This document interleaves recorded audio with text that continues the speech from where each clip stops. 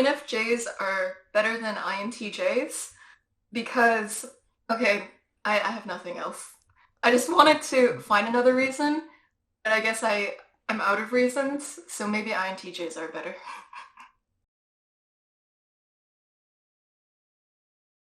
Moving on. The next guest that I have is a very famous and influential person in the MBTI community. Her name is Joyce Meng. She puts out tons of YouTube content. Joyce, welcome to my channel. I'll give you the opportunity to introduce yourself. Hello, I am Joyce, and I'm gonna have John on my channel too. I like to interview people of the 16 types to show you in real time in 4D how these types are like, because we oftentimes read about these personality types, but we don't get to see them in action and talking about themselves.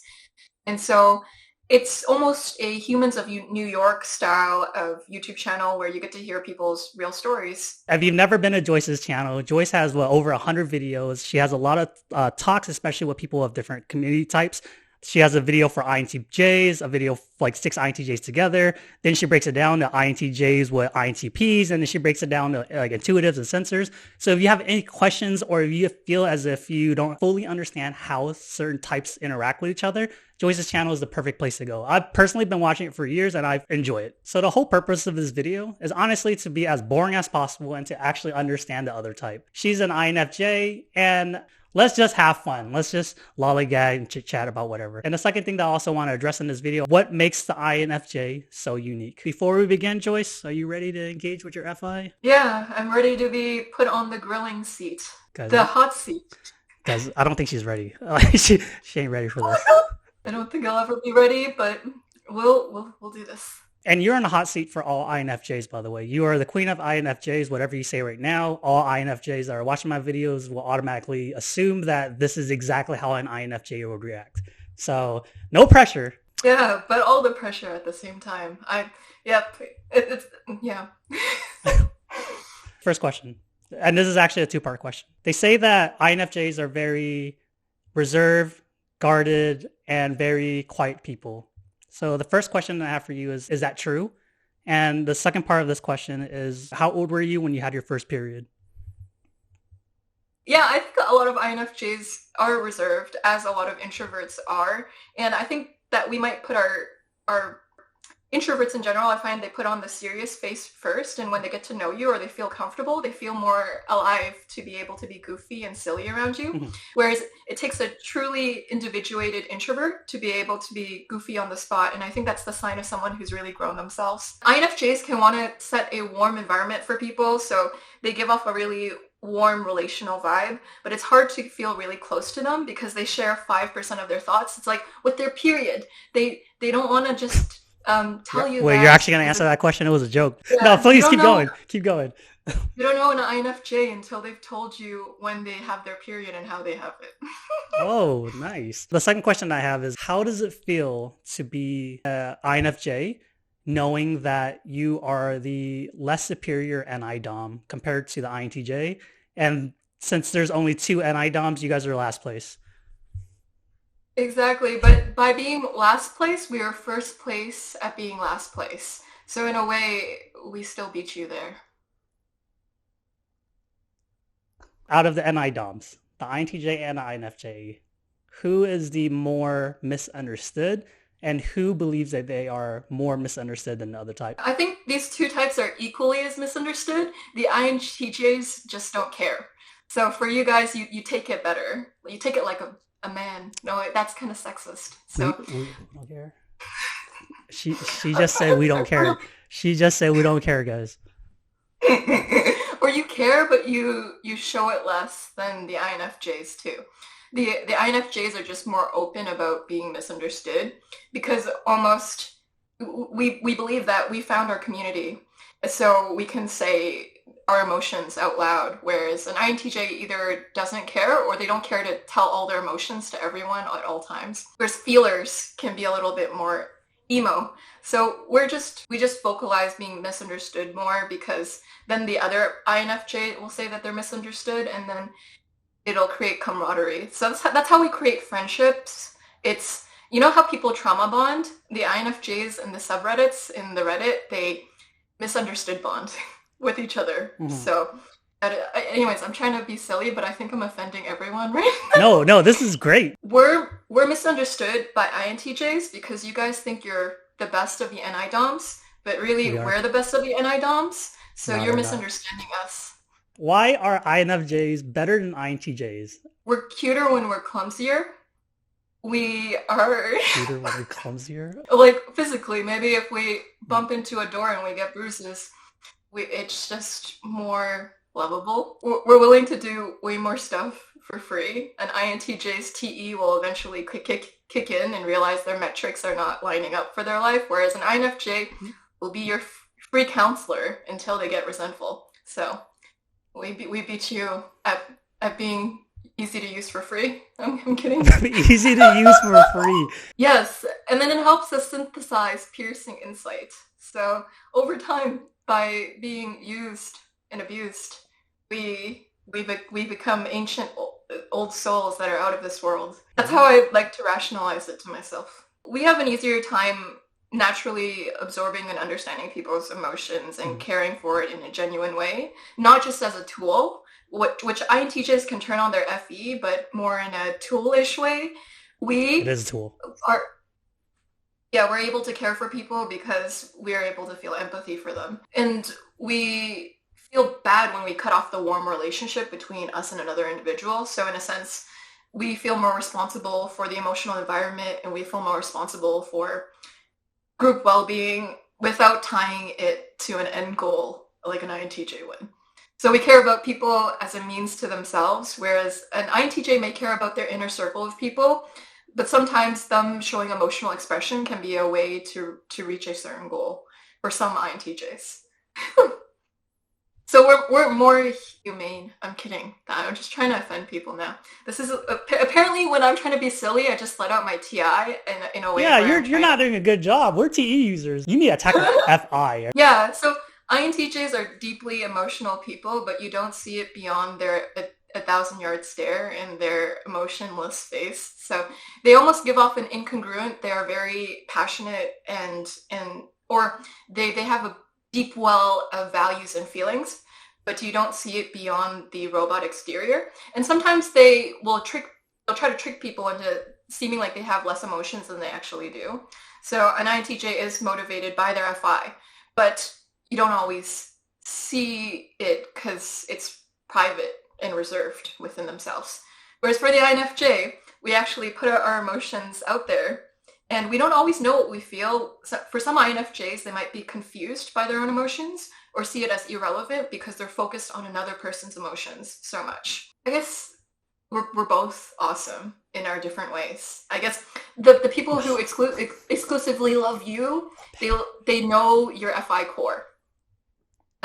Whereas for me, I just put out my FE everywhere, so it's a little bit, I'm more promiscuous with my feeling function than you are. And so in a sense, INFJs are better because they're emotionally promiscuous. I'm kidding. That was a joke. So That's not a funny you joke. guys are whoring out your emotions. That's what I'm hearing. You're prostituting your emotions to other hit types. For the benefit of humankind. You know what? INTJs do the same thing too, but it's our time. We'll only give you time whenever we feel like it's needed or you need it. Equivalent to a cat.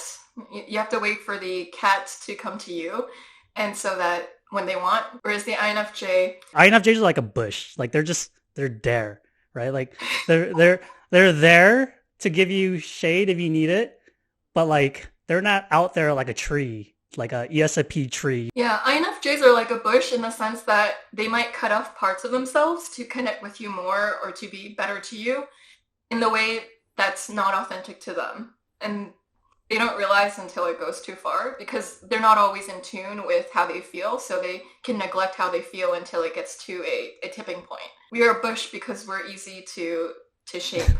That was a great answer, Joyce. I don't know if I believe you that INFJs are better than INTJs, but we'll let the comments decide. Next question that I have for you. It's a very basic question. It's a question that I get all the time, especially from people who are new to MBTI. Why do you guys always overcomplicate things? We overcomplicate it because we see meaning in everything.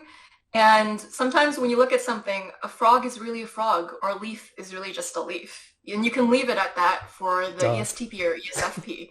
It is what it is. That's the reality.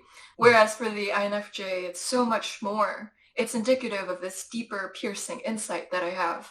And then to explain that insight, you cannot just see a concept. You have to paint the concept with words so the other person can see it because it's not tangible. And so then we end up talking about the subject from different angles so that you can also see the concept in our head, in your head. And then it just seems like it's overcomplicating things because we are creatures of nuance. And plus, maybe it makes us look deep. I'm kidding. Now explain what you just said as if I was 5 years old. INFJs need deeper insight or it feels like their life is meaningless. Where does it start and where does it end? It feels like you are condemned to add meaning to things. You're condemned to be in the future by default, and so you must help the world have a deeper significance because details don't matter in and of themselves. They only matter as much as you can spin it into some grander purpose or trajectory of something. So you're condemned to see the implication of everything, especially human issues. It's the prison that we're trapped in. Just like creative people are condemned to create, INFJs are condemned to make meaning out of the life itself. We used to have a purpose in society where people really valued the oracles and the sages, whereas nowadays INFJs are just the free counselor to random people in the bus, and they don't feel that there's no designated community role for them anymore. How does it feel whenever you provide recommendations or solutions and no one wants to listen? Well, it creates a bit of an invisibility complex because you'll say something and then what the other person heard is almost a broken telephone. It's like, great, you didn't actually hear what I had to say at all. Lovely. Because you'll paint out the concept to someone and then they'll hear it like they're a 5-year-old and they only took away the one thing that they locked onto and it has nothing to do with what you actually said. So they almost took it literally.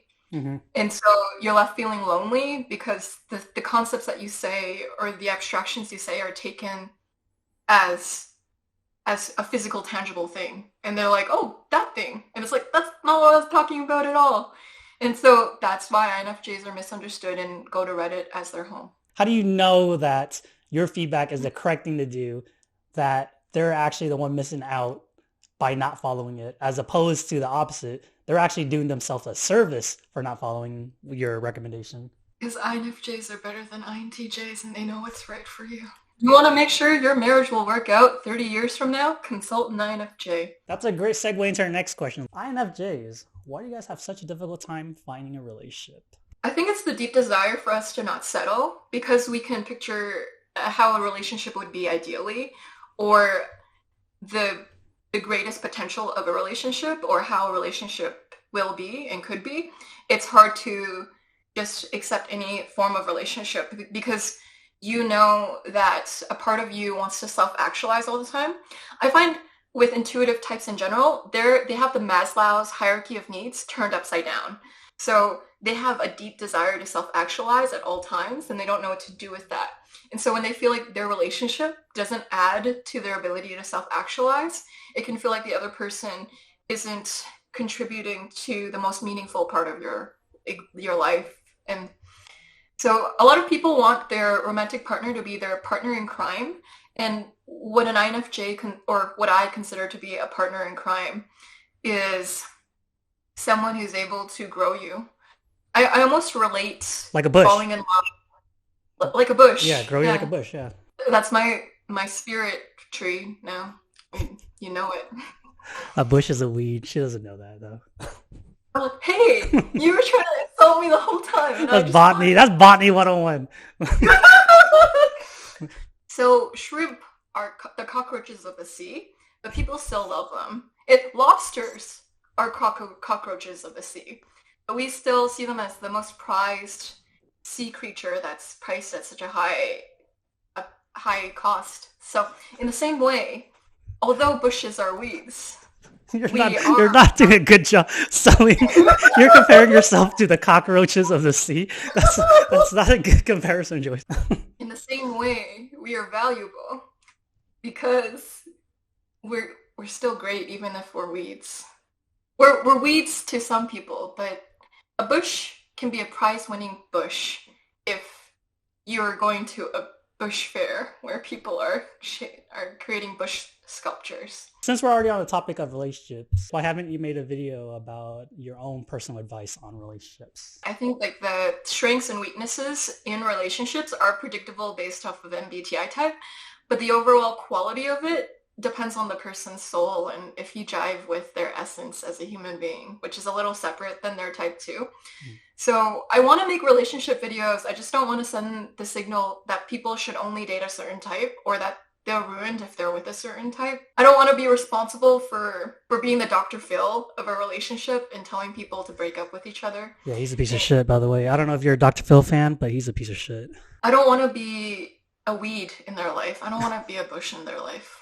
I want to be something more. I want to contribute to their relationships. The INTJs in the comments will not have to insult me because I've already insulted INFJs by mistake 10 times. And I'm sorry, I guess I'm just not good at arguing for our own sake. I think INTJs, hearing them talk about relationships is even more precious and cuddly because you're hearing an INTJ soft spot. You're like, yeah, put that FI out there. So I guess you're the FI prostitute in this scenario. Hell So yeah, and you're I'll do it all day if I find the right person. It sounds like when it comes down to relationships, especially for INFJs, you're looking for someone who matches a certain requirement, a deeper connection than with most people out there. Even though you're a bush that allows anyone shade if they come to you, you're still looking for that other bush that you can spend the rest of your life with. I don't know if you guys ever seen this, but this reminds me of the Pixar short, like "I love you." I'll post a link to it at the bottom of this video. So since we're on that topic as well, this is one of the most popular questions that is posted on Reddit, especially when it comes down to FE users or INFJs. Why are INFJs so fake? we want to be socially appropriate because we can feel when we're affecting the warm relationship between us and another individual. Um, you can tell who I've been hanging out with by how I'm talking. So different friend groups, it'll start to rub off on me, even in ways that I'm unaware of too. And I'll start talking like them or have mannerisms like them. As you can tell, I was hanging around possibly extroverted intuition users before we talked. So I try to become like them by talking a little bit more goofy and silly and trying to make different associations. We are just chameleons because we unintentionally start adopting the values of people around us because in the moment we get absorbed in the social context. Extroverted functions are known for merging with their environment. So in a sense, we let our bush shape to whoever we're around. I need to stop calling myself a bush because I'm just No, feeling we're keeping that in. We're keeping that in. I love this. I love that we call it like INFJ's bushes. well, at least we're stuff that people want in their lawns. All right. Even though we're misunderstood, we are still liked. Yeah, you guys are definitely liked individuals. I think my question is for a person who is like, oh, hey, if an INFJ could go into this scenario and then pick up all these traits by being around people, who is an INFJ by themselves? Why is that not considered fake? FE DOMs are the plastics in Mean Girls, right? INFJs have extroverted feeling in your second slot. So how are you guys not plastics? I think for INFJs, we aren't fake because it's honest for us to adapt ourselves and to shapeshift to others. So by being fake, we're being real to our cognitive functions. It's the paradox of being an INFJ. By being fake or being real, I'll allow that. I'll allow that because that in a way, in a TE way, that makes sense. It makes a lot of sense. When an INFJ cares about the social harmony and keeping the social peace that much to the detriment of being in tune with themselves and what would be good for their needs and their emotions, that is who they are for some of them, especially if they have Enneagram 2 in their tri-type. Being an unpaid therapist is my calling as an individual. So what happens That when you was don't do that? Like what happens to you when you are nobody's therapist? What happens when the bush doesn't have anyone to give shelter to? There'll always be insects that need our help. No, The no, no, world's no. Wait. So what Like, happens to an INFJ when there's nobody to help? I think that's fine. I think INFJs don't want to spend their lives helping people. It just ends up that that's the case because people want to spill their guts to us because we're people like to emotionally flash us. Mm. So it's pretty interesting. I've had NFP friends call themselves emotional flashers, or they machine gun their emotional sharing, like Mhm.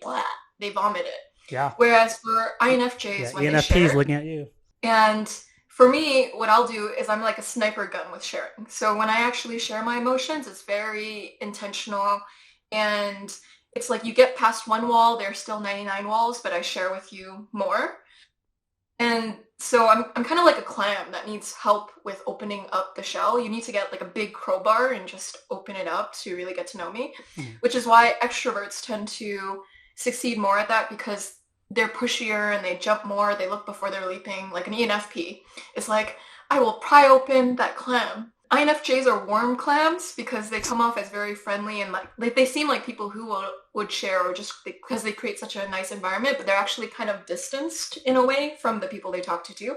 INTJs are more of this stereotypical classical clam where they don't give off Yeah. this. We got the pearls. That's like we got the shiny shit inside. Yeah. Exactly, we both have pearls. But ours is And bigger.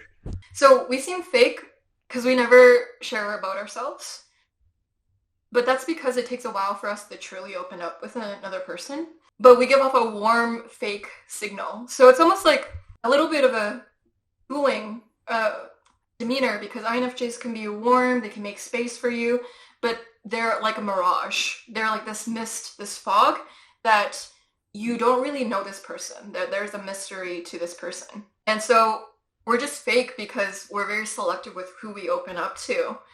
Because we have to see that as a relationship we truly 100% want to invest ourselves in. We're just selective. As we were talking about romantic relationships earlier, INFJs want to pick those with intent. So like or with intentionality. They don't just want to flash anyone.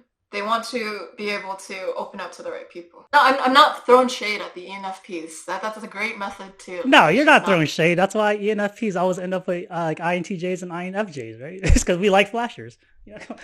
Let's call it as it is. So, since we went over your definition of what it means to be fake, why people perceive INFJs to be fake, what is the method to get past your fog wall, Joyce Meng? How do we get your I was gonna say get your clam to open to it. How would a person get to know Joyce Meng? So how a person would actually get to know me is, oh my gosh, this is why they never get to know me because I don't actually have a method to get to know me. But Yeah. the method is just having real conversation and making it about me because I'm good at turning it on other people. And I'm good at making other people feel close to me, but I'm not good at talking about myself. So I think you can get closer to an INFJ by getting past their fake wall because they have a social persona or just it's this natural FE persona. And if you get past the socially acceptable, smooth, and refined exterior, Mhm. you'll actually become a really close friend. If you can hear our insights and understand it, because oftentimes it feels like when an INFJ opens up, they're talking to a wall. And that doesn't make it fulfilling or rewarding to always be talking to something that can't reply to you. Wait, Like if you feel like you're talking to a wall when you're communicating with someone else? yeah, if I'm truly telling someone my insight about something or what I truly think about something, Mm. it can feel like you're talking to a wall. And if I wanted to do that, I would just talk to a rock. I could pick one up from the street and then call it my friend and then be done with it, right? Mm. But in a relationship, I expect some level of being able to have someone who can understand what I'm saying and be able to add their own thoughts to it too. So I think if an INFJ can talk with you and you can actually catch the ball that they're throwing to you, you'll create a new level of trust that I can give this person my soul, my essence, my thoughts. And they can take it, they can understand it, and they can add to it. And in a way, they challenge me emotionally, intellectually to be a better person or to see things differently. And I think a way to become my friend is if I find your worldview beautiful. If I get to know you and the way that you see things creates a beautiful way of seeing things for myself, because I'm like, oh, I think that person is actually a very beautiful person. I see your pearl and I acknowledge it. That creates a level of fondness too, because beauty is what makes life worth living. And so if I don't see your pearl yet, then well, the pearl is within everyone because everyone has their own form of beauty. But if your pearl matches the necklace that I'm looking for, then it's a good compatible match. Whereas if it doesn't, then maybe your pearl is better off with someone else. But with an INFJ, I think there is this deep desire for genuine conversation where you can talk normally and people can understand you and get you. And there's nothing lost in communication. So I feel like when I talk to people, 60% of it is lost in communication. They get maybe the surface of what I'm saying. For some people, they may not even get that. It can be discouraging. It can make you feel misunderstood. It can make you feel like you don't really have a place in this world. So INFJs can feel like they have, or people in general who feel misunderstood, can feel like they have foster kid syndrome, where they feel like they belong nowhere. Because a foster kid, it's for some of them, they're given to family without actually finding a real home. And so they realize that, oh, maybe I belong nowhere. And so when they meet someone and they're like, this person I can call a home, this person can be my sanctuary because they can hold space for me and the entirety of me. And they don't reduce me down to just a bush. They see me as something more. That was beautiful. Have you felt that before? Yeah, I have. I'm thankful for that. If I had to go through all of the hardship in my life just to find those kind of connections, it was worth it. That's how I justify the suffering in my life, because Nietzsche says, if you have any why, you can endure any how. And so in a way, the reason why suffering is meaningful to me is because I've met so many great people who can see me and hear me. And at the beginning of my life, I actually thought I was worthless. I was valueless because the people around me couldn't see my value because I wasn't practical. But then I realized with the people I'm surrounded with now that I have value in my circumstance. And it's so weird. I still have trouble believing that I have value. And I get confused when people treat me well because it's so different. But then when you're surrounded by the right people, you don't feel like you're in a house with fun mirrors. You know, like when you go into a fun mirror house where you're a little shorter in one mirror and in another one you're a little bit too thin, but it always distorts your image. And so I felt like before, no one could see me clearly when I actually showed myself. And so they would always see a bastardized version of who I was. So there was no reason to show who I was. So it just reinforces the fakeness of the INFJ. Like if I present myself and the person doesn't have the capacity to see you clearly, they'll create these false assumptions about what you're saying. Whereas now I don't feel like I'm in a fun house anymore. And I feel like when I'm mirrored by my friends, they actually understand what I'm saying and they don't turn it into something it's not. And they show me that I have an irrefutable place in this world, that this foster kid does have a home. Ooh. The bush has dropped their mic. Oh, bushes don't have hands. What are you talking about? This one does. We're engaging with your FI. This is how we build friendship. So I kind of want to engage with it just a little longer. Describe the last person that was able to meet that standard for you. The last person that you met, what did they do for you to open up to and to feel like, hey, I have a home now. I'm not a lonely bush. The last person that made me feel like I had a home was actually yesterday. I had a friend from the United States come to spontaneously visit me. They're an ENFP. And I actually felt at home because I've actually done some things to hurt this ENFP, but they still love and care for me anyway. And I can share circumstances from my life and they can interpret it in their way and give me advice on it too. And just hold space for my humanity. Because I feel like sometimes I'm too hard on myself And if someone is more forgiving on you than you are to yourself, it gives you a level of self-forgiveness. So I felt very seen and heard when she helped me with giving myself permission to be imperfect and forgive myself for that. They say that the second phase of life is being able to give yourself permission to do things that you didn't give yourself permission to do earlier on because you were seeking belonging and love, and the only way to do that was to cut off parts of yourself. I felt like I was allowed to gain a deeper sense of permission with people who see me for who I am, because what will happen is they'll say, Joyce, it's okay to be funny and loosen up, like what you're doing, John, right now. Joyce, it's okay to be this way. You don't have to be perfect, because they'll still love you either way. And they might even love you more when you're being actually you. And you might have not been being you for such a long time, you don't even know how that feels like. It's almost like wearing the you clothes feels foreign because you've been fake for so long that being your actual self feels wrong.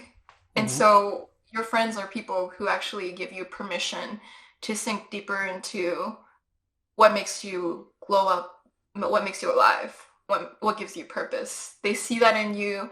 They fan the fires of what would make you feel the happiest in your life. And they genuinely care for your well-being, even if you're very flawed. Do you believe that most INFJs feel flawed? And what does flawed mean? Flawed means you have trouble yourself, loving yourself for those certain things.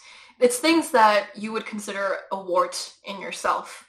So it's not just other people consider it a wart, which it could be that too, but as someone who grows up in the minority, which a lot of intuitives, they make up 30% of the population, may feel like a minority in their environment, you might feel like your personality is a wart because people are trying Mm. to cut it off their skin. They want to burn off the wart. And so the feedback you've gotten from the world is that it's not okay to have these idiosyncrasies. So a flaw could even be the quirks that you have that you feel like you have to round out of your personality. A flaw is something that creates shame in you, and you think that if you have this, people won't love you if they see you close up. A flaw is something you find ugly about yourself, or you think other people find ugly about yourself, that you lack forgiveness for. Being a weed is a flaw too. Sorry, I was trying to like Tie it all turn things, back? tie it all back, but I think I'm overkilling it. So the INFJ shaping themselves as the bush, it's a good analogy for how people in their lives, we feel like we have to wear camouflage to be loved in life. And so we oftentimes end up making ourselves unrecognizable to the people who would actually love us if we were just being ourselves. So that's why I really respect you, John. You made this channel just to make videos for yourself that you would enjoy. Damn And right. so in a sense, you are waving your freak flag out there and you're allowing people who naturally would like you to be able to see you and recognize you. And so they're like, I like this guy because they can feel your essence off of your videos, and they can actually bond with you because you're being transparent. Whereas a lot of people don't have permission to be transparent. And so they go their whole lives having their soulmates miss them. So what I consider to be a soulmate is someone who is able to appreciate you and is highly compatible with you. And you can have many soulmates. So you're actually cultivating a life where your soulmates can find you Who, because me? you have a platform where, yes, Guys, yes. please don't reach out to me directly, right? I don't even know how to respond to it. Like, if you look at my phone right now, I have so many messages I haven't responded to in the past few days. Like, I can't even like keep up with it. But I'm sorry. Go on. I'm just relating that this part of your life to generally how you live your life too. I also think that you are transparent just in how you go through it your entire life. Because how we do one thing is how we do everything. And so I think just the way that you Hmm. live life is a testament to a person who makes themselves easily seen by the people who can connect with and love and adore you and value you the most. Because I think most people are too afraid to even show themselves to people, to even have their soulmates even find them. So it's not until their 50s and 60s until they find people they remotely connect with. And so, in a sense, we all have something to learn from the shape shifting fakeness of INFJs because we all have a little bit of that. even if it's not to the degree or in the way that INFJs do it. And I think the way for INFJs to be happy is to be more transparent about their true thoughts about things, their true opinion about things, and to be that way more regularly, and to be okay with rocking the boat. Because if you go your whole life hiding yourself, you're not sending the bat signal for people to be able to recognize you. Like Batman, he puts his bat flash so that people know that he's going to be there, or something along the lines of That's that, right? So if you don't do that, you will go your whole life being unrecognized, and you'll be a lonely 70-year-old. And so I think to set yourself up for success, and to the greatest form of self-care you can do is to be transparent, so that you can create the kind of life you want with the kind of relationships that you want, and with less fakeness. That's why every INFJ needs an INTJ friend. We're going to tell you, don't give a fuck. Who cares what anyone else says? Do you, because at the end of the day, you're going to be the one living your life. They're not going to be living your life. So be with the person you want to be with, do the things you want to do, work on whatever project you want to work on. If there's always going to be haters. There's a song, I don't know if you heard it, but it goes, no reason to apologize. We're all fucked up in someone's eyes. And I feel like that's the way it is. Like, regardless of how big this channel might get, regardless of how well I do in the corporate world, regardless of how many kids I have, I've always messed up one way or another. So I might as well just live life the way I want to live it. All right, ladies and gentlemen, you met my co-host, Joyce Meng, today, and I'm going to finish this video with one final question. What is the best part of being an INFJ? The best part about being INFJs is that we're better than INTJs. No, quit that bullshit. We know that's not true. We know that's not true. Then my favorite part about being an INFJ is that even when I say things that sound controversial, it doesn't sound too harsh. Like, I can say things that are typically unpopular opinions, and I typically get away with it because I have a very kind or socially acceptable demeanor. So I enjoy that. My favorite part about being an INFJ is being able to truly understand the human condition and help people get to the root causes of their relational issues, and to have insight into people. And I wouldn't have it any other way. You heard it first, ladies and gentlemen. The best part of being an INFJ is the combination of NI and using the tool of FE to accomplish whatever your NI goal is. All right, Joyce, thanks again for coming to this channel. I really do appreciate the talk. Thank you very much for opening up. I know personally with a lot of INFJ friends that it's very difficult for you guys to open up. But yes. Don't forget, everyone, Joyce has a YouTube channel. She just hit, I think, 11K recently. Congratulations on that. Check out her channel when you get the chance. It's amazing. I've watched a lot of her videos. I still watch a lot of her videos, the ones that I've already seen. If you're new to MBTI and if you want to expand your content creator network, she does a lot of typecasts with a bunch of different content creators that you might enjoy. Yeah, check it out. Joyce, any last words? Yeah, and I'll be inviting on John to the podcast or the YouTube series a lot too, so stay tuned for that. All right. Thanks again, Joyce. Nice seeing you. Bye.